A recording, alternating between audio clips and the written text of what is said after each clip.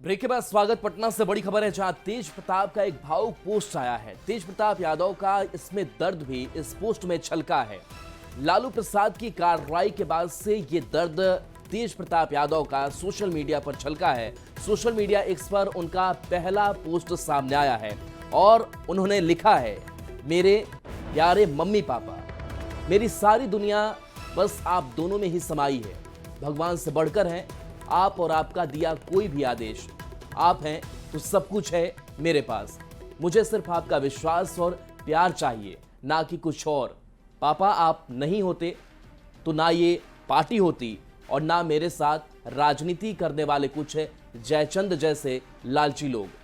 बस mummy papa आप दोनों स्वस्थ और खुश रहें। और ये तेज प्रताप यादव ने ये पोस्ट किया है। तो देखिए, तेज प्रताप यादव का जो प्रकरण सामने आया था, जो तस्वीर उनकी सोशल मीडिया पर वायरल हुई, पोस्ट को लेकर भी कई चर्चाएं हुई और उसके बाद से पार्टीगत जो कार्रवाई है वो भी तेज प्रताप के ऊपर की गई और उसके बाद से ये इमोशनल पोस्ट जो है वो मम्मी पापा को लेकर के तेज प्रताप यादव ने किया है। और इसी बीच देखिए, पटना से बड़ी खबर सामने आ रही है, जहां आईजीआईएमएस में कोरोना बढ़ रहा है। आईजीआईएमएस में मिले हैं 4 नए संक्रमित कोरोना के मरीज। तो नए मरीजों में महिला डॉक्टर भी शामिल है। पटना में कोरोना संक्रमितों की संख्या अब लगातार बढ़ती हुई नजर आ रही है। पटना में कोरोना के एक्टिव केस बढ़कर 21 हो गए हैं।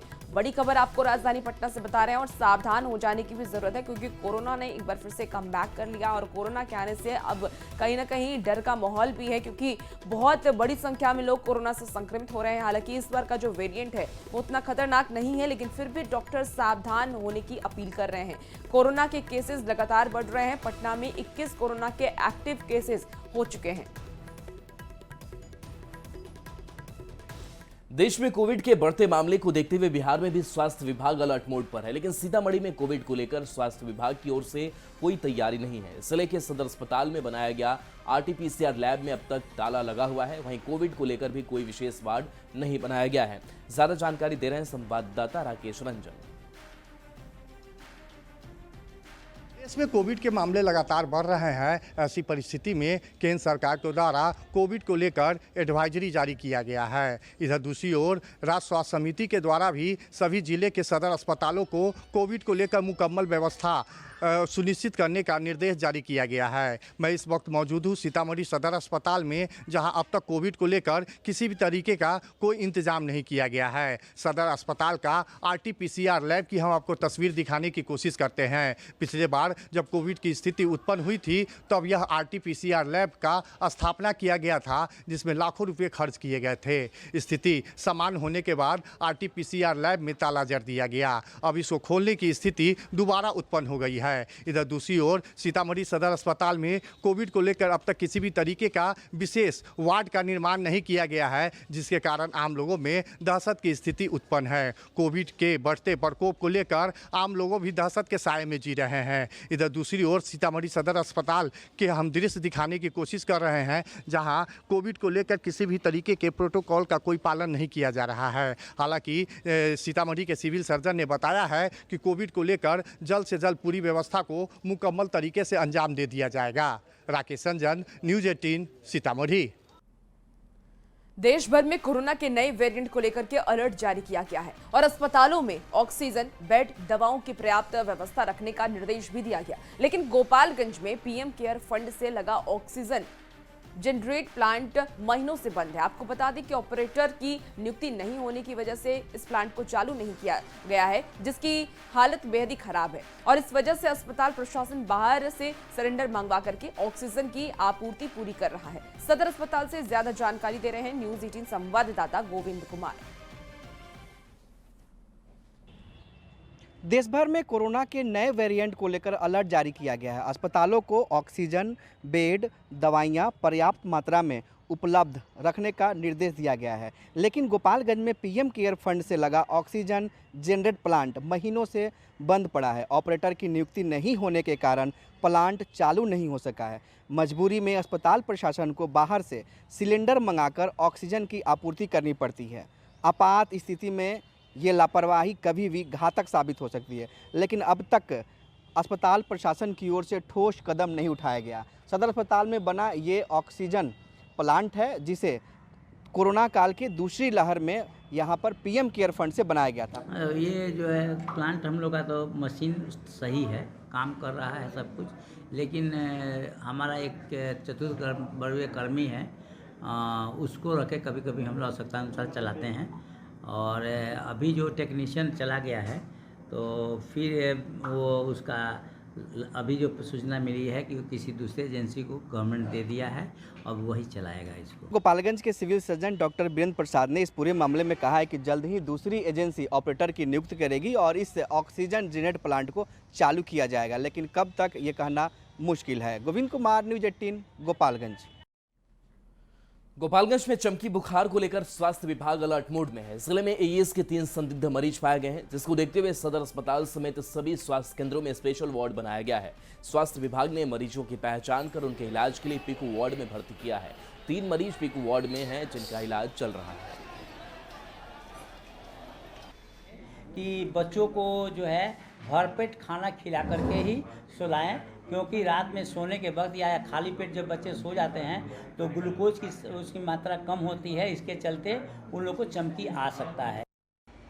गोपालगंज में चमकी बुखार से संबंधित 3 संदिग्ध मरीज मिले हैं। ओपीडी में इलाज के दौरान ये तीनों बच्चे पाए गए हैं जिनमें बुखार था और चमकी बुखार जैसा लक्षण पाया गया। हालांकि इन बच्चों को आईसीयू में जो पीडियाट्रिक वार्ड है इसमें भर्ती कराया गया है और डॉक्टरों की देखरेख में इलाज चल रहा है। एक बच्चे को मुजफ्फरपुर भी रेफर किया गया है। गोपालगंज के सिविल सर्जन डॉक्टर वीरेंद्र प्रसाद ने कहा है कि चमकी बुखार को लेकर स्वास्थ्य विभाग पूरी तरह से अलर्ट मोड में है और सदर अस्पताल में 10 बेडों का पीआईसीयू वार्ड बनाया गया है। इसके अलावा जो सभी प्रखंड के सामुदायिक स्वास्थ्य केंद्र है वहाँ भी 2-2 बेड के वार्ड बनाए गए हैं, जहाँ पर चमकी बुखार से संबंधित संदिग्ध बच्चों की इलाज होगी और स्थिति गंभीर होने पर उन्हें बेहतर इलाज के लिए मुजफ्फरपुर रेफर किया जाएगा। ऐसे में चमकी बुखार को लेकर स्वास्थ्य विभाग अलर्ट है और लोगों से भी इस मौसम में बच्चों की सेहत को लेकर सावधानी बरतने के लिए जागरूक किया जा रहा है। गोविंद कुमार, न्यूज़ 18, गोपालगंज। और इसी बीच बड़ी खबर चाईबासा से सामने आ रही है, जहां सारंडा जंगल में आईईडी ब्लास्ट की चपेट में आकर के एक ग्रामीण घायल हो गया। घटना छोटा नागरा थाना क्षेत्र के बालीबा के पास जंगल की बताई जा रही है। बताया ये जा रहा है कि कुछ लोग जंगल में पत्ता तोड़ने आए थे और इसी दौरान नक्सलियों की ओर से लगाए गए प्रेशर आईईडी बम पर एक युवक का पैर पड़ गया, जिसके बाद हुए विस्फोट में वो गंभीर रूप से घायल हो गया। घायल युवक को पुलिस कैंप लेकर के प्राथमिक इलाज के लिए गई और वहां पर उसे इलाजरत कराया, जिसके बाद उसे बेहतर इलाज के लिए अस्पताल भी भेज दिया गया।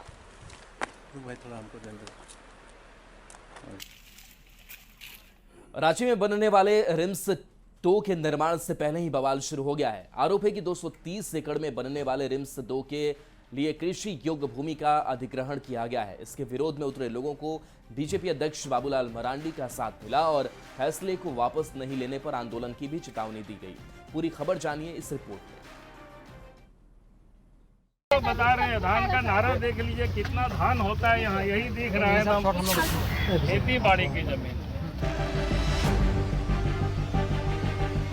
झारखंड का सबसे बड़ा सरकारी अस्पताल रिम्स मरीजों के बढ़ते दबाव से कराह रहा है। ऐसे में सरकार की ओर से नया रिम्स बनाने का ऐलान किया गया है, लेकिन रिम्स 2 के निर्माण की शुरुआत हो इससे पहले ही रार शुरू हो गया है। रिम्स 2 के लिए कांके थाना के नगड़ी मौजा में जमीन चिन्हित की गई है और उसकी बैरिकेडिंग भी कर दी गई है। इसके खिलाफ बीजेपी अध्यक्ष बाबूलाल मरांडी ने बिगुल फूंक दिया है। बाबूलाल ने आरोप लगाया है कि सरकार उपजाऊ और कृषि योग्य भूमि छीनने में जुटी है। यहाँ तो दुर्भाग्य है, जो खेती की जमीन है, जो 1 नंबर जमीन है, चारों तरफ देख सकते हैं आप इसमें से। अब इस जमीन पर सरकार क्या बनाना चाह रही है? रिम्स 2 बनाना चाहती है। भाई कोई भी कंस्ट्रक्शन के लिए आप बंजर भूमि खोजिए ना, इसमें ढूंढ निकालिए 5 किलोमीटर 10 किलोमीटर के रेडियस में चारों तरफ आपको मिल जाएगा रांची में। अब यहाँ के लोग कहाँ जाएंगे? बाबूलाल मरांडी ने इस जमीन के अधिग्रहण को आदिवासियों के साथ अन्याय करार दिया। साथ ही सरकार को बंजर भूमि का अधिग्रहण नहीं किए जाने पर आंदोलन की भी चेतावनी दे डाली। हम सरकार से, राज्य के मुख्यमंत्री से हम आग्रह करते हैं, पुलिस को हटा करके ये सब आप खेती बाड़ी करने दीजिए। खेती का समय आ रहा है और नहीं तो फिर आंदोलन होगी, वो जबरदस्त आंदोलन होगी। जरूरत पड़ेगी तो पूरा झारखंड से आदिवासियों को ला करके इस धरती पर आंदोलन किया जाएगा। झारखंड कैबिनेट ने रांची के कांके इलाके में 230 एकड़ जमीन पर नए रिम्स के निर्माण का प्रस्ताव पारित किया है, जिसके बाद जमीन की बैरिकेडिंग की जा रही है। लोगों की मांग है कि उन्हें जमीन वापस दी जाए, न कि मुआवजा। बिना ग्राम सभा की सहमति के जमीन लिए जाने के विरोध में लोग उतर आए हैं और उन्हें बीजेपी का पूरा समर्थन मिल रहा है। मौके पर सुरक्षा बल तैनात है और सियासत भी परवान चढ़ती जा रही है। देखना होगा ग्रामीणों के साथ बीजेपी का विरोध कितना रंग लाता है। न्यूज़ 18 के लिए रांची से निरंजन सिंह की रिपोर्ट। खबर मुंगेर से है, जहां बरियारपुर बस्ती गांव में एक रिटायर्ड रेल कर्मी की हत्या मामले का लाइव वीडियो सामने आया है। वीडियो में साफ ये देखा जा सकता है कि युवक और बुजुर्ग के बीच सड़क पर हाथापाई के दौरान सड़क पर लगे रेलिंग से दोनों नीचे गिर जाते हैं और बुजुर्ग की मौत हो जाती है। मृतक के बेटे ने ये बताया कि विजय कुमार सहनी मेरे पिता से हाथापाई करते हुए गला दबाकर मेरे घर के आगे हत्या कर दिया। वहीं इस मामले का लाइव वीडियो सामने आने के बाद मामला ने अब तुल पकड़ लिया है और इस वायरल वीडियो ने लोगों को ये सोचने के लिए मजबूर कर दिया है कि यह घटना है या फिर दुर्घटना है, क्योंकि इस वायरल वीडियो में स्पष्ट रूप से ये देखा जा सकता है कि किस तरह से वृद्ध और युवक के बीच हो रही हाथापाई के दौरान रास्ते में जो चार दीवारी पर से पलटकर जमीन पर वो लोग गिर जाते हैं और इस दौरान बुजुर्ग की मौत हो जाती है। तस्वीरें आपको दिखा रहे हैं, देखिए किस तरीके से बुजुर्ग नीचे गिरता है और बुजुर्ग की उसी वक्त मौत हो जाती है। वीडियो सामने आने के बाद पुलिस भी अब सख्ते में आई और हरकत में आई। मामले की तफ्तीश में पुलिस जुट गई है।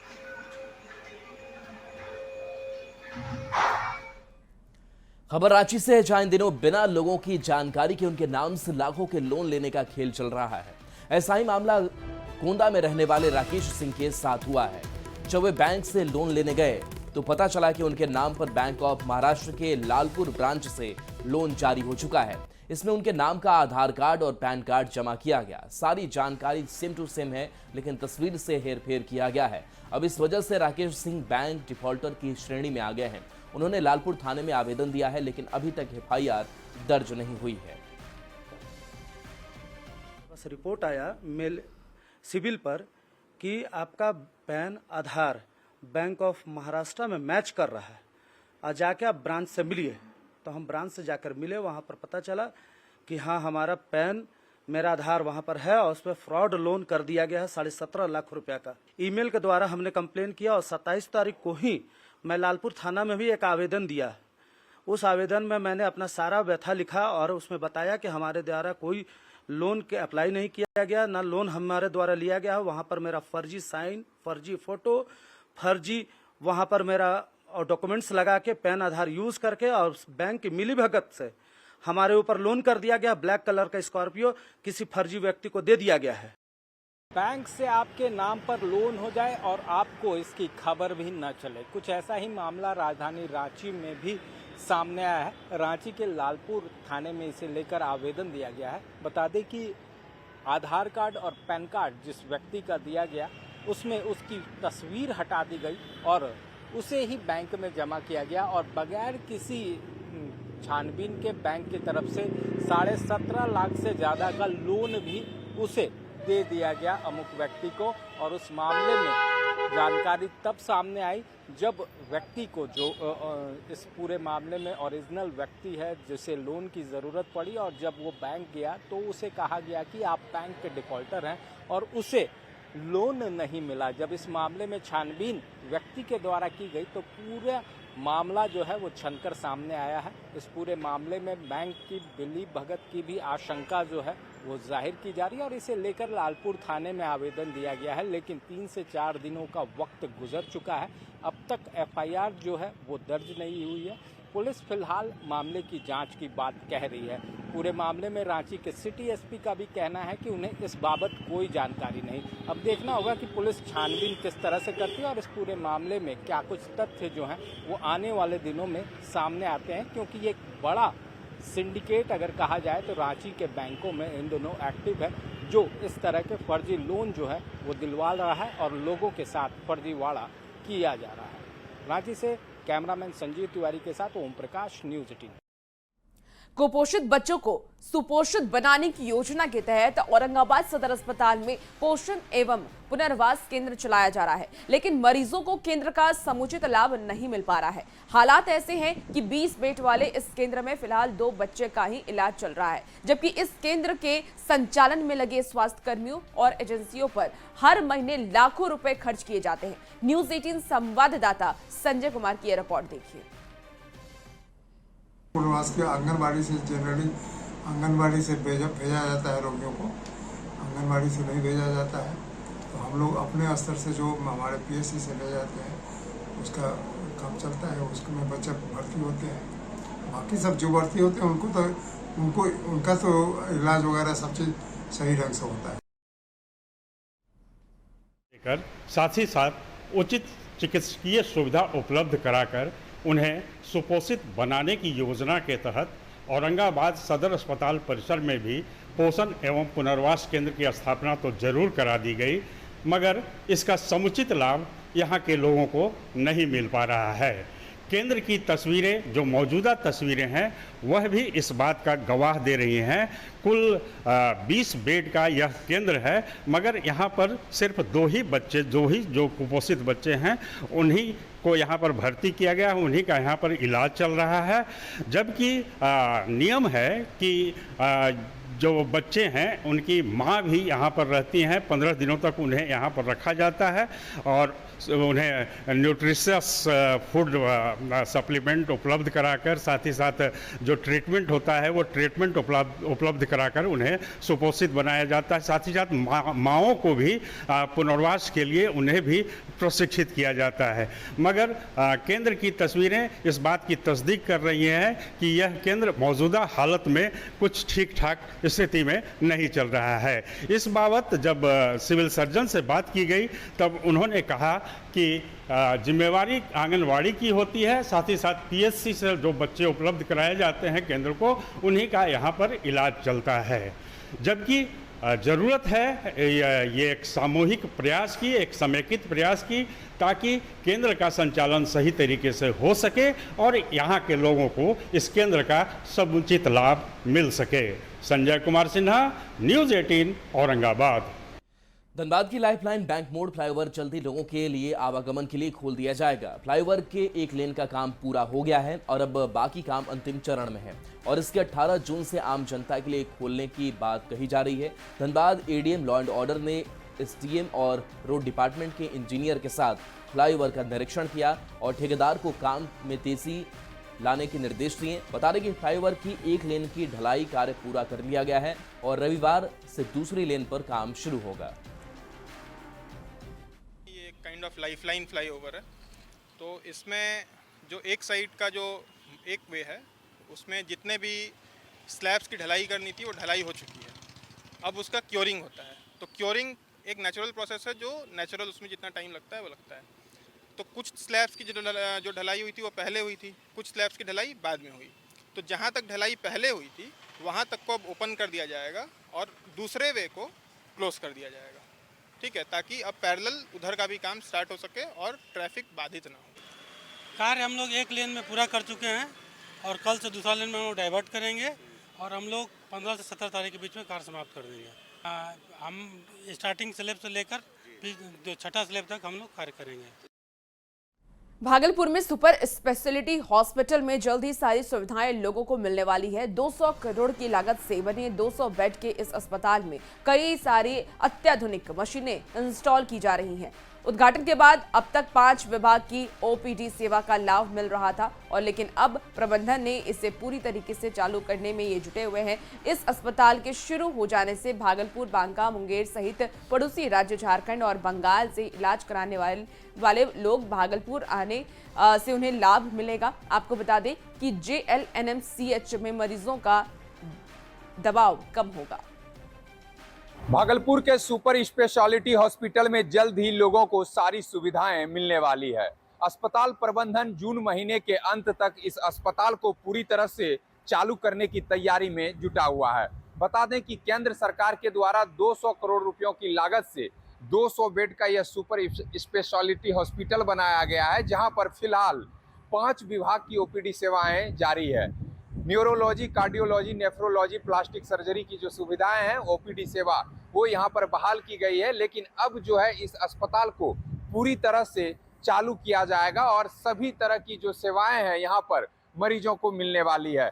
अब तक जो है सिर्फ 5 विभाग की ओपीडी सेवा यहाँ पर लोगों को मिल रही थी, लेकिन अब सभी सुविधाएं मिल जाने से लोगों को इसका लाभ मिलेगा। भागलपुर, बांका, मुंगेर सहित आसपास के जो पड़ोसी जिले हैं वहां के लोगों का इलाज अब यहां पर संभव हो सकेगा। साथ ही साथ पूर्वी बिहार के सबसे बड़े अस्पताल JLNMCH पे मरीजों का दबाव कम पड़ेगा और वैसे मरीज जिनको बेहतर इलाज के लिए राजधानी पटना और दिल्ली रेफर कर दिया जाता था, अब उस मरीज का इलाज अब भागलपुर के सुपर स्पेशलिटी हॉस्पिटल में ही संभव हो पाएगा।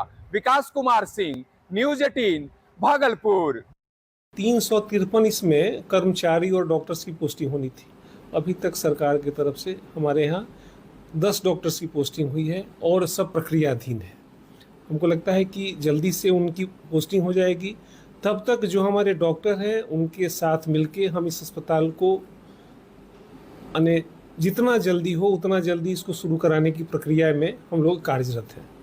आज कल हमको इसका, पहले मैं इस अस्पताल का नोडल अफसर था, कल मुझे उपाधीक्षक नामित किया गया है। पीएम मोदी के ड्रीम प्रोजेक्ट आयुष्मान भारत योजना का झारखंड में बुरा हाल है। कई अस्पतालों में इस योजना के तहत इलाज बंद कर दिया गया है, तो कई अस्पतालों पर भ्रष्टाचार के आरोपों की जांच चल रही है। वैसे अस्पताल जिन्हें जांच में क्लीन चिट मिल गई है, उनका भी भुगतान रुका हुआ है। इसको लेकर अब अस्पताल प्रबंधन ने हाथ खींचने का मन बना लिया है। इंडियन मेडिकल एसोसिएशन जमशेदपुर इकाई और हॉस्पिटल बोर्ड ऑफ इंडिया ने सरकार और स्वास्थ्य सचिव से बकाया भुगतान की दिशा में पहल करने की मांग की है। साथ ही चेतावनी दी है कि यदि उन्हें बकाया भुगतान नहीं किया जाता है तो आगे बड़े फैसले ले सकते हैं। 3 महीने से कोई भी भुगतान नहीं हुआ है। किसी प्रकार का पेमेंट 10 फरवरी के बाद किसी अस्पताल को नहीं किया गया है और वो लगातार सेवा देते आ रहे हैं। हर तरह के मेडिकल सुविधाएं, सर्जरीज उनके यहाँ लगातार हो रही है। लेकिन अब हालात ऐसे हो गए हैं कि इन अस्पतालों को सस्टेन करना मुश्किल हो गया है। जब भुगतान नहीं होगी तो अस्पतालों को भी खर्चे हैं, बिजली का खर्चा है, स्टाफ पेमेंट्स है, मेडिसिन के पेमेंट्स है, वो कैसे करेंगे। कुछ अस्पताल जांच के दायरे में है, ये बात सही है। तो हमारा ये बोलना है कि अगर कुछ अस्पतालों में कुछ अनियमितताएं पाई गई हैं और वो जांच के दायरे में है तो वो जांच को आप समुचित रूप से कंप्लीट। आयुष्मान योजना अंतर्गत हम लोग जितने भी अस्पताल हैं, हम लोगों को 12 फरवरी के बाद से कोई पेमेंट नहीं मिला है और हमारे ऊपर कोई भी अनियमितता का आरोप नहीं है। तो ऐसे अस्पतालों के लिए सरकार से हम आग्रह करते हैं कि हम लोगों को जो भुगतान है, जितना हमने इलाज किया, क्लेम किया है, वो जल्दी से जल्दी भुगतान किया जाए ताकि आगे हम इस योजना को गरीबों के लिए आगे चालू। 4 दिवसीय बिहार झारखंड दौरे पर देवघर आए निरंजन पीठाधीश्वर आचार्य महामंडलेश्वर स्वामी कैलाशानंद गिरिजी महाराज यहाँ की संस्कृति में पूरी तरीके से रमे नजर आ रहे हैं। लाठी साजी लेकर के तीर्थ पुरोहितों की टोली के साथ स्वामी जी जंगल यात्रा पर निकल पड़े। आपको बता दें कि सिमुलता के टिलवा पहाड़ के घने जंगलों में जाकर के उन्होंने बेलपत्र तोड़ा, जिसके बाद बाबा बैद्यनाथ पर उन्होंने बेलपत्र को अर्पित किया। बेलपत्र तोड़ने के क्रम में उन्होंने शिव भक्ति में लीन होके अनेक भजन भी गाए और उसके बाद उन्होंने कहा कि ये बेलपत्र मैं कल फिर से अर्पित करूंगा भगवान शिव को। और जो भी उनके साथ में थे उन लोगों को कहा कि कल मेरा जो भी प्रोग्राम है उसको चेंज करो, पहले मैं यह बेलपत्र खुद अपने हाथ से तोड़ा हुआ हूँ। और फिलहाल इस बुलेटिन में इतना ही। बने रहिए न्यूज़ 18 बिहार झारखंड के साथ।